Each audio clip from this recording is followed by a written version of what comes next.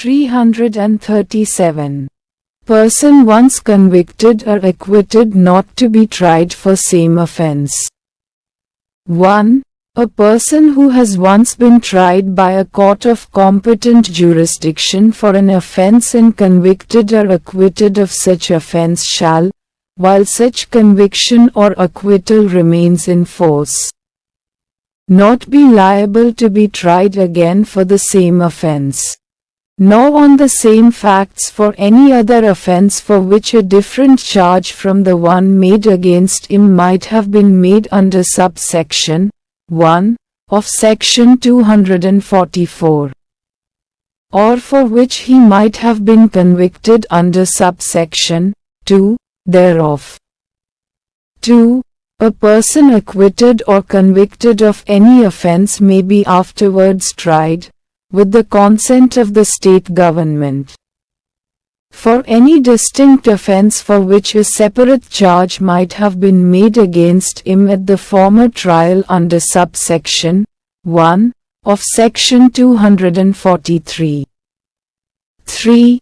A person convicted of any offense constituted by any act causing consequences which, together with such act, constituted a different offense from that of which he was convicted, may be afterwards tried for such last-mentioned offense, if the consequences had not happened, or were not known to the court to have happened, at the time when he was convicted. 4. A person acquitted or convicted of any offense constituted by any acts may, notwithstanding such acquittal or conviction, be subsequently charged with, and tried for, any other offense constituted by the same acts which he may have committed if the court by which he was first tried was not competent to try a offense with which he is subsequently charged. 5. A person discharged under section 281 shall not be tried again for the same offense except with the consent of the court by which he was discharged or of any other court to which the first mentioned court is subordinate. 6. Nothing in this section shall affect the provisions of section 26 of the General Clauses Act, 1897, 10 of 1897, or of section 208 of this Sanhita. Explanation. The dismissal of a complaint, or the discharge of the accused, is not an acquittal for the purposes of this section. Illustrations. A is tried upon a charge of theft as a servant and acquitted. He cannot afterwards, while the acquittal remains in force, be charged with theft as a servant, or, upon the same facts, with theft simply, or with criminal breach of trust. B is tried for causing grievous hurt and convicted. The person injured afterwards dies. A may be tried again for culpable homicide. C is charged before the Court of Session and convicted of the culpable homicide of B. A may not afterwards be tried on the same facts for the murder of B. D is charged by a magistrate of the first class with, and convicted by him of, voluntarily causing hurt to B. A may not afterwards be tried for voluntarily causing grievous hurt to B on the same facts, unless the case comes within subsection 3 of this section. A is charged by a magistrate of the second class with, and convicted by him of, theft of property from the person of B. A may subsequently be charged with, and tried for, robbery on the same facts.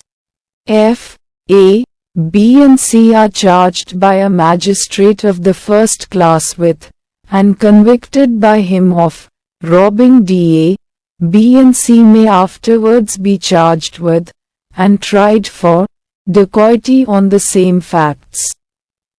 338. Appearance by public prosecutors. 1. The public prosecutor or assistant public prosecutor in charge of a case may appear and plead without any written authority before any court in which that case is under inquiry, trial or appeal. 2. If in any such case any private person instructs his advocate to prosecute any person in any court, the public prosecutor or assistant public prosecutor in charge of the case shall conduct the prosecution, and the advocate so instructed shall act therein under the directions of the public prosecutor or assistant public prosecutor, and may, with the permission of the court, submit written arguments after the evidence is closed in the case. 339. Permission to conduct prosecution. 1. Any magistrate inquiring into or trying a case may permit the prosecution to be conducted by any person other than a police officer below the rank of inspector, but no person other than the Advocate General or Government Advocate or a public prosecutor or assistant public prosecutor, shall be entitled to do so without such permission, provided that no police officer shall be permitted to conduct the prosecution if he has taken part in the investigation into the offense with respect to which the accused is being prosecuted. 2. Any person conducting the prosecution may do so personally or by an advocate. 340. Right of person against whom proceedings are instituted to be defended. Any person accused of an offense before a criminal court, or against whom proceedings are instituted under this Sanhita, may of right be defended by an advocate of his choice. 341. Legal aid to accused at state expense in certain cases. 1. Where, in a trial or appeal before a court, the accused is not represented by an advocate, and where it appears to the court that the accused has not sufficient means to engage an advocate, the court shall assign an advocate for his defense at the expense of the state. 2. The High Court may, with the previous approval of the state government, make rules providing for a. The mode of selecting advocates for defense under subsection 1. b. The facilities to be allowed to such advocates by the courts. c. The fees payable to such advocates by the government, and generally, for carrying out the purposes of subsection 1. 3. The state government may, by notification, direct that, as from such date as may be specified in the notification, the provisions of subsections 1 and 2 shall apply in relation to any class of trials before other courts in the state as they apply in relation to trials before courts of session. 342. Procedure when corporation or registered society is an accused. 1. In this section, corporation means an incorporated company or other body corporate, and includes a society registered under the Societies Registration Act, 1860, 21 of 1860. 2. Where a corporation is the accused person or one of the accused persons in an inquiry or trial, it may appoint a representative for the purpose of the inquiry or trial, and such appointment need not be under the seal of the corporation. 3. Where a representative of a corporation appears Any requirement of this Sanhita that anything shall be done in the presence of the accused or shall be read or stated or explained to the accused shall be construed as a requirement that that thing shall be done in the presence of the representative or read or stated or explained to the representative. And any requirement that the accused shall be examined shall be construed as a requirement that the representative shall be examined. 4. Where a representative of a corporation does not appear, any such requirement as is referred to in subsection 3 shall not apply. 5. Where a statement in writing purporting to be signed by the managing director of the corporation or by any person duly authorized by him, by whatever name called, having or being one of the persons having the management of the affairs of the corporation to the effect that the person named in the statement has been appointed as the representative of the corporation for the purposes of this section, is filed, the court shall, unless the contrary is proved, presume that such person has been so appointed. 6.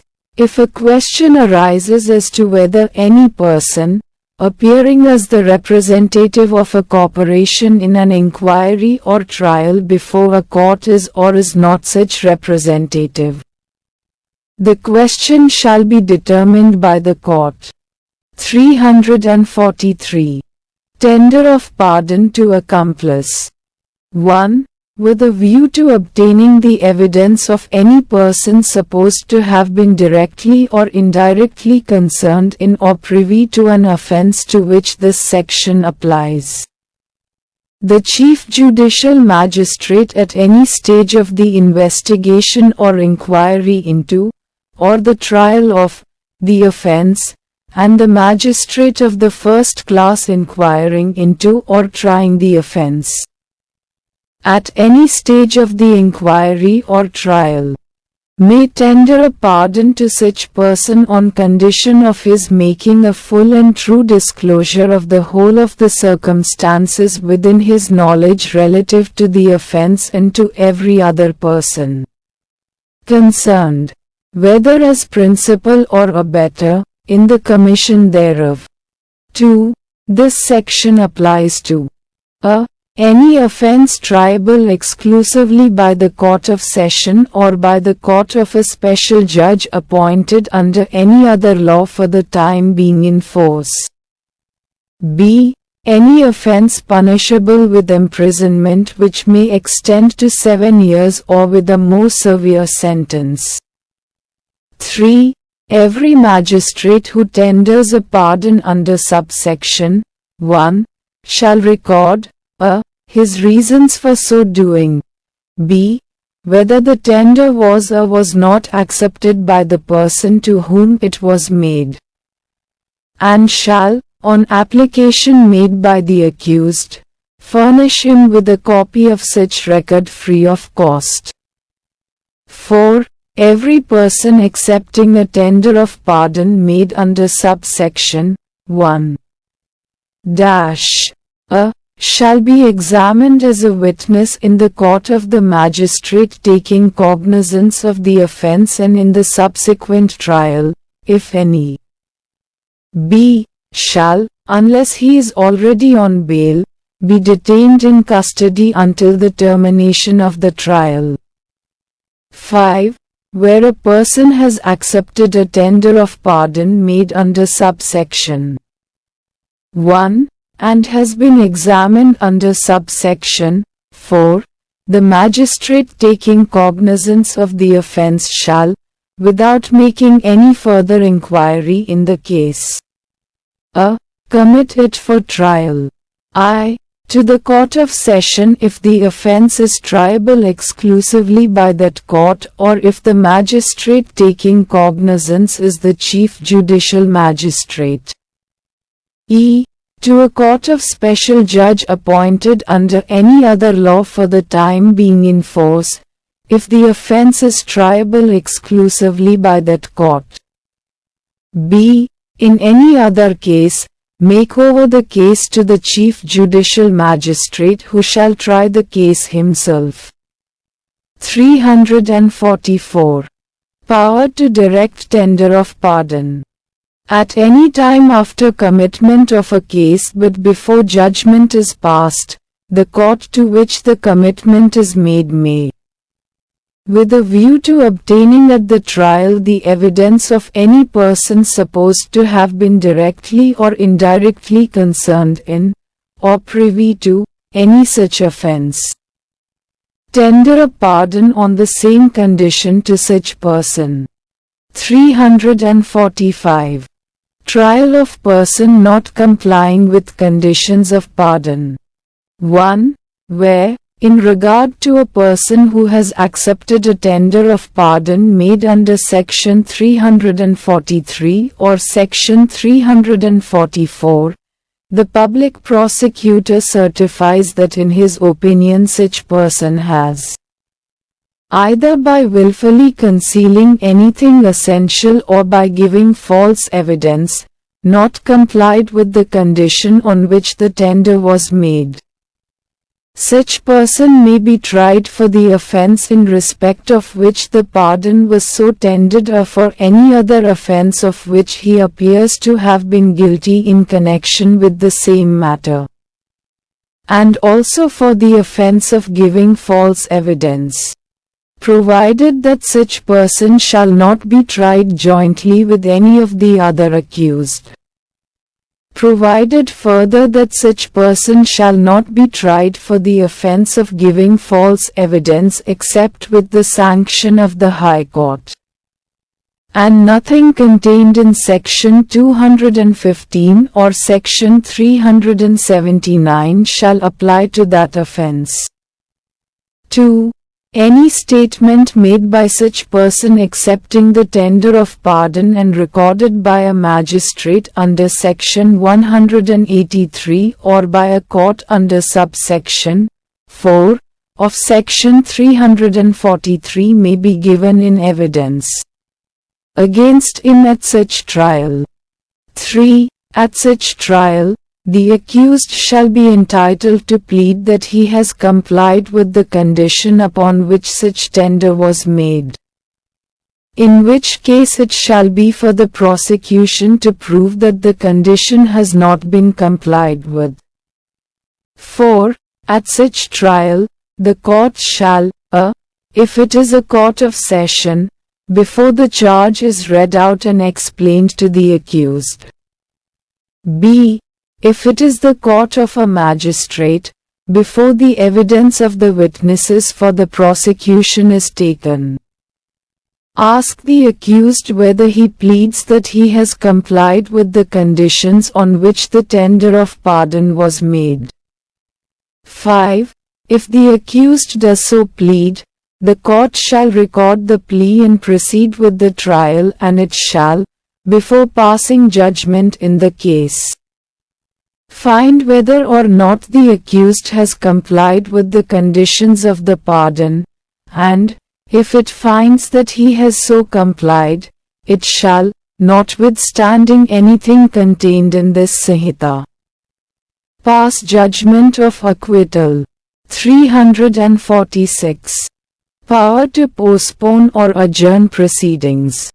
1. In every inquiry or trial the proceedings shall be continued from day-to-day basis until all the witnesses in attendance have been examined, unless the court finds the adjournment of the same beyond the following day to be necessary for reasons to be recorded, provided that when the inquiry or trial relates to an offense under Section 64, Section 65, Section 66, Section 67, Section 68, Section 70 or Section 71 of the Bharatiya Nyaya Sanhita 2023, the inquiry or trial shall be completed within a period of 2 months from the date of filing of the charge sheet. 2. If the court, after taking cognizance of an offense, or commencement of trial, finds it necessary or advisable to postpone the commencement of, or adjourn, any inquiry or trial, it may, from time to time, for reasons to be recorded, postpone or adjourn the same on such terms as it thinks fit, for such time as it considers reasonable, and may by a warrant remand the accused if in custody, provided that no court shall remand an accused person to custody under this section for a term exceeding 15 days at a time. Provided further that when witnesses are in attendance, no adjournment or postponement shall be granted, without examining them, except for special reasons to be recorded in writing. Provided also that no adjournment shall be granted for the purpose only of enabling the accused person to show cause against the sentence proposed to be imposed on him. Provided also that no adjournment shall be granted at the request of a party, except where the circumstances are beyond the control of that party. b. Where the circumstances are beyond the control of a party. Not more than 2 adjournments may be granted by the court after hearing the objections of the other party and for the reasons to be recorded in writing. c. The fact that the advocate of a party is engaged in another court, shall not be a ground for adjournment. d. Where a witness is present in court but a party or his advocate is not present, or the party or his advocate though present in court, is not ready to examine or cross-examine the witness. The court may, if thinks fit, record the statement of the witness and pass such orders as it thinks fit, dispensing with the examination in chief or cross-examination of the witness, as the case may be. Explanation 1.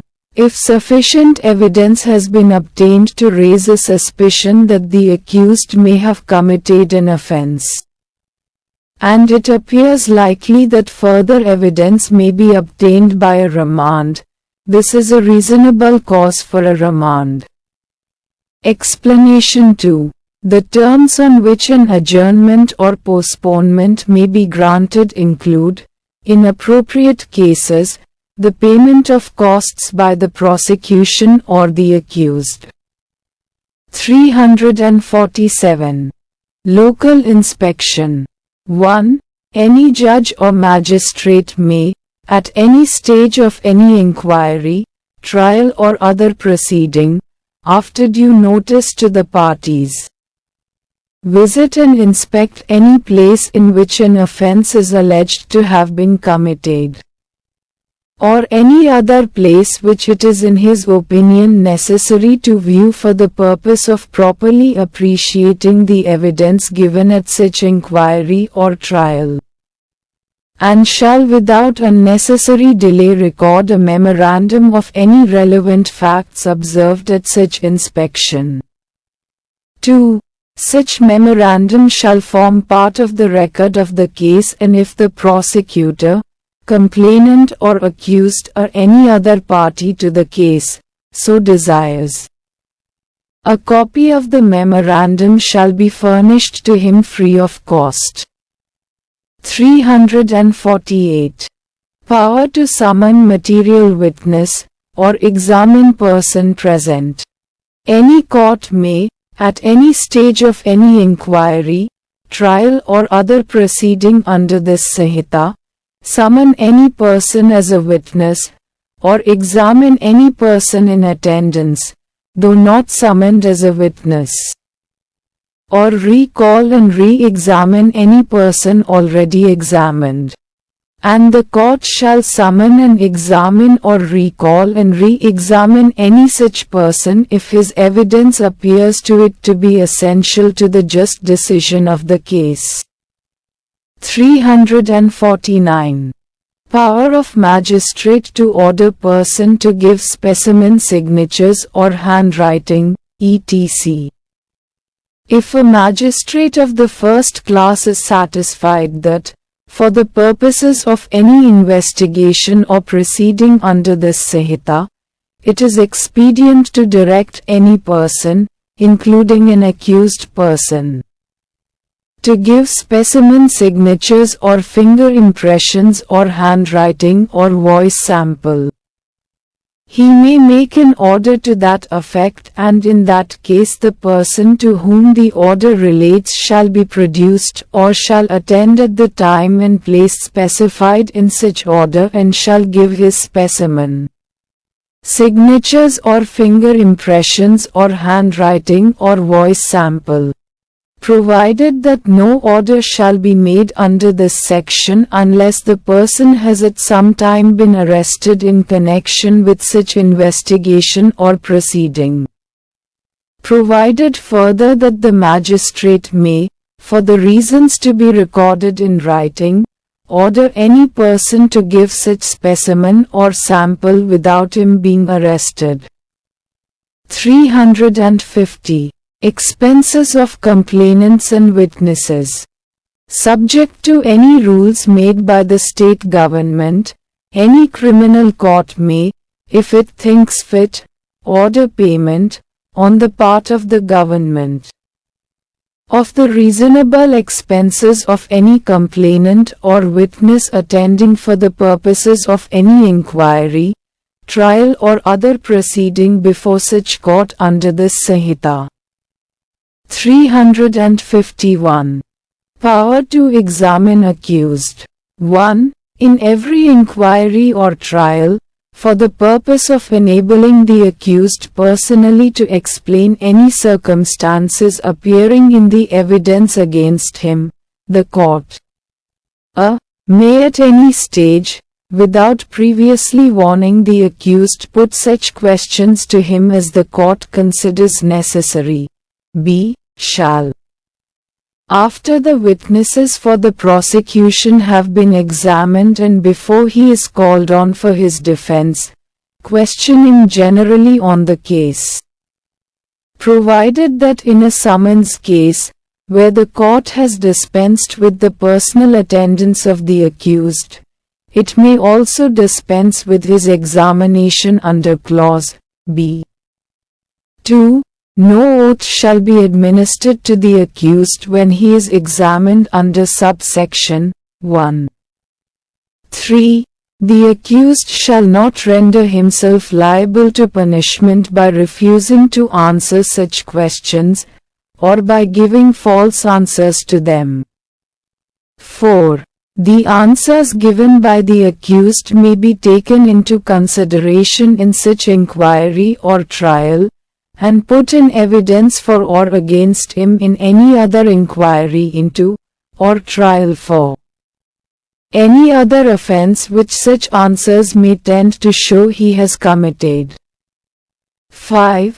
The court may take help of prosecutor and defense counsel in preparing relevant questions which are to be put to the accused, and the court may permit filing of written statement by the accused as sufficient compliance of this section. 352. Oral arguments and memorandum of arguments. 1. Any party to a proceeding may, as soon as may be, after the close of his evidence, address concise oral arguments, and may, before he concludes the oral arguments, if any, submit a memorandum to the court setting forth concisely and under distinct headings the arguments in support of his case, and every such memorandum shall form part of the record. 2. A copy of every such memorandum shall be simultaneously furnished to the opposite party. 3. No adjournment of the proceedings shall be granted for the purpose of filing the written arguments unless the court, for reasons to be recorded in writing, considers it necessary to grant such adjournment. 4. The court may, if it is of opinion that the oral arguments are not concise or relevant, regulate such arguments. 353. Accused person to be competent witness. 1. Any person accused of an offense before a criminal court shall be a competent witness for the defense and may give evidence on oath in disproof of the charges made against him or any person charged together with him at the same trial, provided that a. He shall not be called as a witness except on his own request in writing. b. His failure to give evidence shall not be made the subject of any comment by any of the parties or the court or give rise to any presumption against himself or any person charged together with him at the same trial. 2. Any person against whom proceedings are instituted in any criminal court under Section 101, or Section 126, or Section 127, or Section 128, or Section 129, or under Chapter 10 or under Part B, Part C or Part D of Chapter 11, may offer himself as a witness in such proceedings, provided that in proceedings under Section 127, Section 128, or Section 129, the failure of such person to give evidence shall not be made the subject of any comment by any of the parties or the court or give rise to any presumption against him or any other person proceeded against together with him at the same inquiry. 354.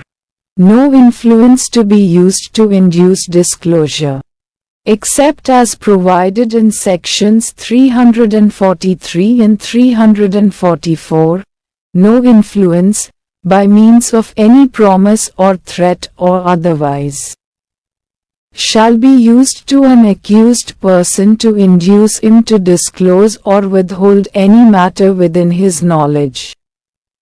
355. Provision for inquiries and trial being held in absence of accused in certain cases. 1. At any stage of an inquiry or trial under this Sanhita, if the judge or magistrate is satisfied, for reasons to be recorded, that the personal attendance of the accused before the court is not necessary in the interests of justice, or that the accused persistently disturbs the proceedings in court, the judge or magistrate may, if the accused is represented by an advocate, dispense with his attendance and proceed with such inquiry or trial in his absence, and may, at any subsequent stage of the proceedings, direct the personal attendance of such accused. 2. If the accused in any such case is not represented by an advocate, or if the judge or magistrate considers his personal attendance necessary, he may, if he thinks fit and for reasons to be recorded by him, either adjourn such inquiry or trial, or order that the case of such accused be taken up or tried separately. Explanation. For the purpose of this section, personal attendance of the accused includes attendance through audio-video electronic means. 356. Inquiry, trial or judgment in absentia of proclaimed offender. 1. Notwithstanding anything contained in this Sanhita or in any other law for the time being in force, when a person declared as a proclaimed offender, whether or not charged jointly, has absconded to evade trial and there is no immediate prospect of arresting him, it shall be deemed to operate as a waiver of the right of such person to be present and tried in person. And the court shall, after recording reasons in writing, in the interest of justice, proceed with the trial in the like manner and with like effect as if he was present under this Sanhita and pronounce the judgment. Provided that the court shall not commence the trial unless a period of 90 days has lapsed from the date of framing of the charge. 2. The court shall ensure that the following procedure has been complied with before proceeding under subsection 1, namely I. Issuance of 2 consecutive warrants of arrest within the interval of at least 30 days. E. Publish in a national or local daily newspaper circulating in the place of his last known address of residence, requiring the proclaimed offender to appear before the court for trial and informing him that in case he fails to appear within 30 days from the date of such publication, the trial shall commence in his absence. E. Inform his relative or friend, if any, about the commencement of the trial, and IV. Affix information about the commencement of the trial on some conspicuous part of the house or homestead in which such person ordinarily resides and display in the police station of the district of his last known address of residence. 3. Where the proclaimed offender is not represented by any advocate, he shall be provided with an advocate for his defense at the expense of the state. 4. Where the court, competent to try the case or commit for trial, has examined any witnesses for prosecution and recorded their depositions, such depositions shall be given in evidence against such proclaimed offender on the inquiry into, or in trial for, the offense with which he is charged.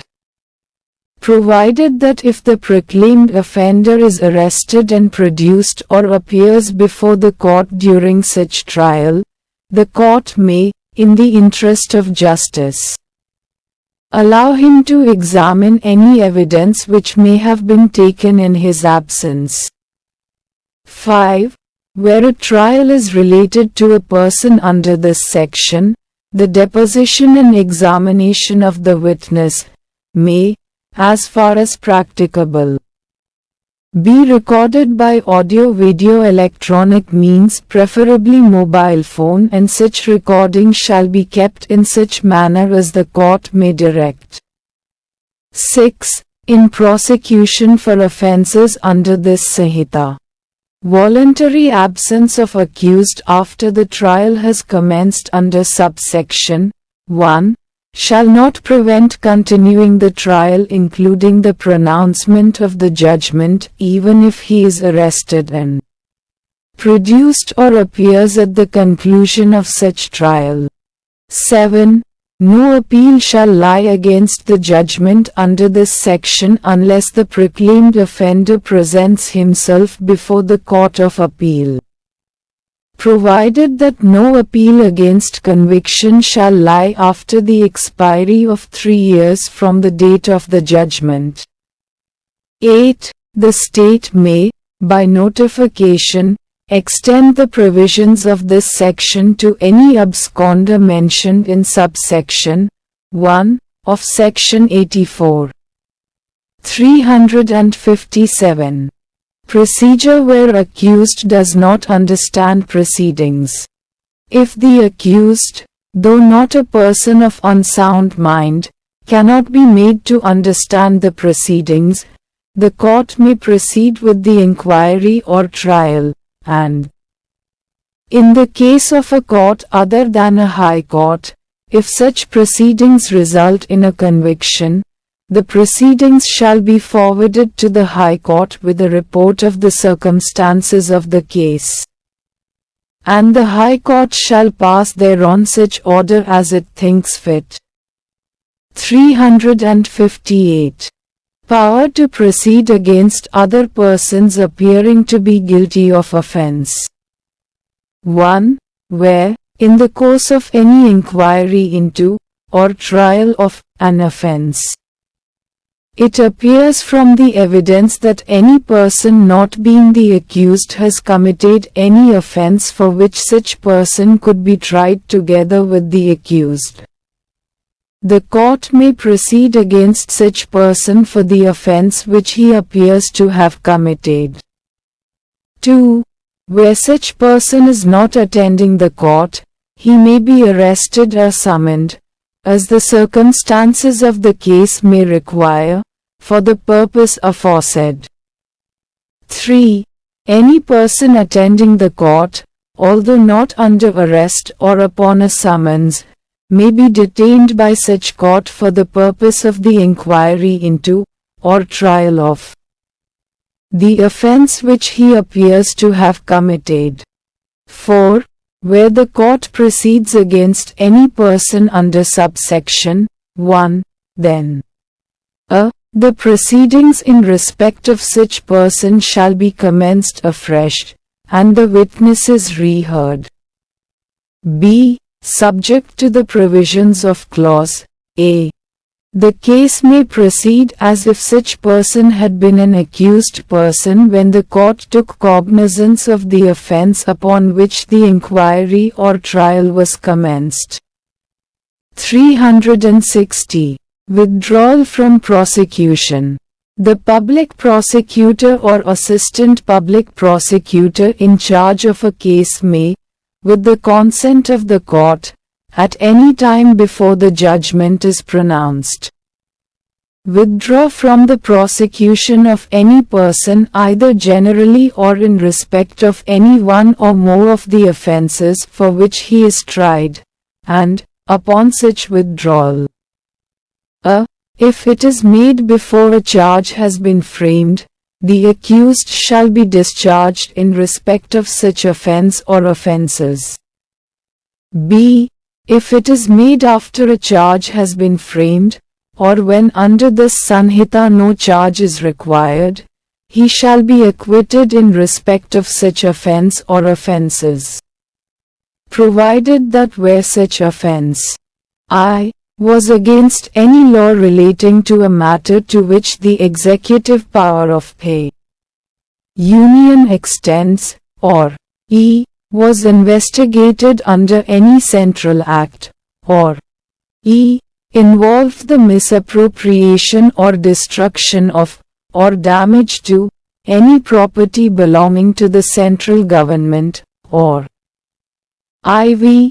was committed by a person in the service of the central government while acting or purporting to act in the discharge of his official duty, and the prosecutor in charge of the case has not been appointed by the central government, he shall not, unless he has been permitted by the central government to do so, move the court for its consent to withdraw from the prosecution, and the court shall, before according consent, direct the prosecutor to produce before it the permission granted by the central government to withdraw from the prosecution.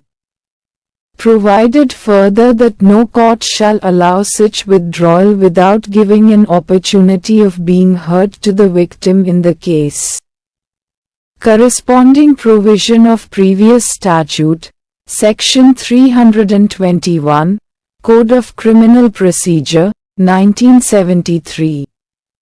Section 321 Withdrawal from prosecution. The public prosecutor or assistant public prosecutor in charge of a case may, with the consent of the court, at any time before the judgment is pronounced, withdraw from the prosecution of any person either generally or in respect of any one or more of the offenses for which he is tried, and, upon such withdrawal, a. If it is made before a charge has been framed, the accused shall be discharged in respect of such offense or offenses, b. If it is made after a charge has been framed, or when under this code no charge is required, he shall be acquitted in respect of such offense or offences, provided that where such offense I was against any law relating to a matter to which the executive power of the Union extends, or e. was investigated by the Delhi Special Police Establishment under the Delhi Special Police Establishment Act, 1946, 25 of 1946, or e. involved the misappropriation or destruction of, or damage to, any property belonging to the central government, or IV, was committed by a person in the service of the central government while acting or purporting to act in the discharge of his official duty, and the prosecutor in charge of the case has not been appointed by the central government, he shall not, unless he has been permitted by the central government to do so, move the court for its consent to withdraw from the prosecution, and the court shall, before according consent, direct the prosecutor to produce before it the permission granted by the central government to withdraw from the prosecution. Provided further that no court shall allow such withdrawal without giving an opportunity of being heard to the victim in the case. 361. Procedure in cases which magistrate cannot dispose of. 1. If, in the course of any inquiry into an offence or a trial before a magistrate in any district, the evidence appears to him to warrant a presumption a. That he has no jurisdiction to try the case or commit it for trial, or b. That the case is one which should be tried or committed for trial by some other magistrate in the district, or c. That the case should be tried by the Chief Judicial Magistrate. He shall stay the proceedings and submit the case, with a brief report explaining its nature, to the Chief Judicial Magistrate or to such other magistrate, having jurisdiction, as the Chief Judicial Magistrate directs. 2.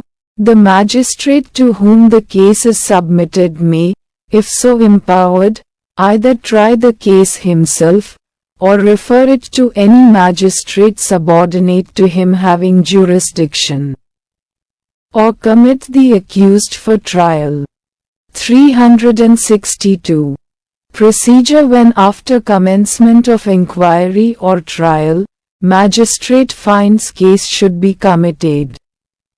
If, in any inquiry into an offence or a trial before a magistrate, it appears to him at any stage of the proceedings before signing the judgment that the case is one which ought to be tried by the Court of Session, he shall commit it to that court under the provisions herein before contained, and thereupon the provisions of Chapter 19 shall apply to the commitment so made. 363. Trial of persons previously convicted of offences against coinage, stamp law or property. 1.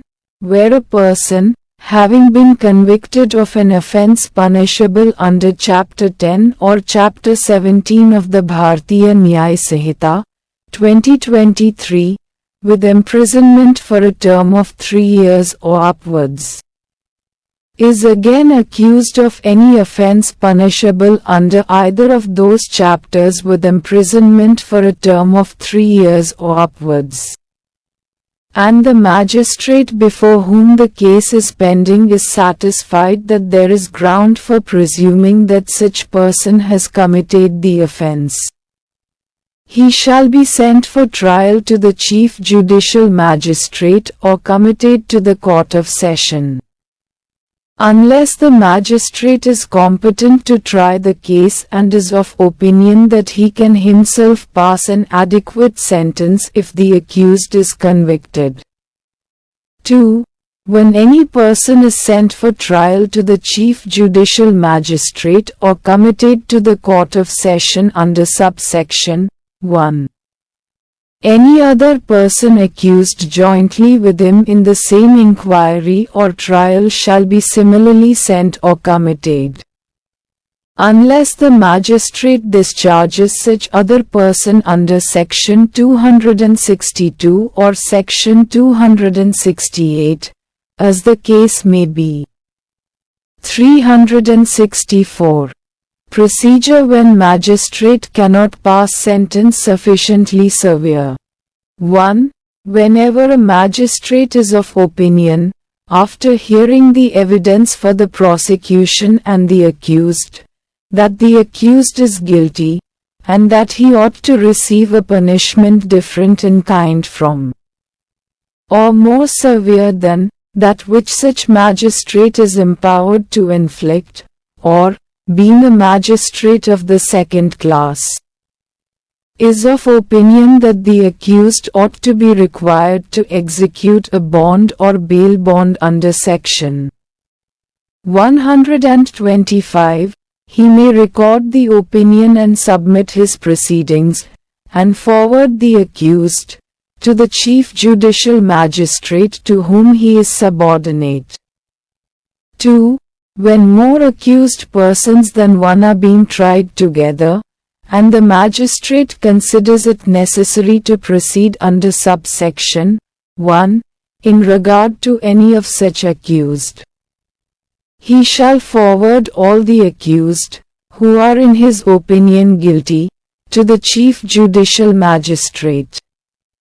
3. The Chief Judicial Magistrate to whom the proceedings are submitted may, if he thinks fit, examine the parties and recall and examine any witness who has already given evidence in the case and may call for and take any further evidence and shall pass such judgment, sentence or order in the case as he thinks fit, and is according to law. 365. Conviction or commitment on evidence partly recorded by one magistrate and partly by another. 1. Whenever any judge or magistrate, after having heard and recorded the whole or any part of the evidence in any inquiry or a trial, ceases to exercise jurisdiction therein and is succeeded by another judge or magistrate who has and who exercises such jurisdiction, the judge or magistrate so succeeding may act on the evidence so recorded by his predecessor, or partly recorded by his predecessor and partly recorded by himself, provided that if the succeeding judge or magistrate is of the opinion that further examination of any of the witnesses whose evidence has already been recorded is necessary in the interests of justice, he may re-summon any such witness, and after such further examination, cross-examination and re-examination, if any, as he may permit, the witness shall be discharged. 2. When a case is transferred under the provisions of this Sanhita from one judge to another judge or from one magistrate to another magistrate, the former shall be deemed to cease to exercise jurisdiction therein, and to be succeeded by the latter, within the meaning of subsection 1. 3. Nothing in this section applies to summary trials or to cases in which proceedings have been stayed under section 361 or in which proceedings have been submitted to a superior magistrate under section 364. 366. Court to be open. 1. The place in which any criminal court is held for the purpose of inquiring into or trying any offense shall be deemed to be an open court, to which the public generally may have access, so far as the same can conveniently contain them, provided that the presiding judge or magistrate may, if he thinks fit, order at any stage of any inquiry into, or trial of, any particular case, that the public generally, or any particular person, shall not have access to, or be or remain in, the room or building used by the court. 2. Notwithstanding anything contained in subsection 1, the inquiry into and trial of rape or an offense under Section 64, Section 65, Section 66, Section 67, Section 68, Section 70 or Section 71 of the Bharatiya Nyaya Sanhita, 2023 or under Sections 4, 6, 8 or Section 10 of the Protection of Children from Sexual Offences Act, 2012, 32 of 2012, shall be conducted in camera, provided that the presiding judge may, if he thinks fit, or on an application made by either of the parties, allow any particular person to have access to, or be or remain in, the room or building used by the court. Provided further that in-camera trial shall be conducted as far as practicable by a woman judge or magistrate.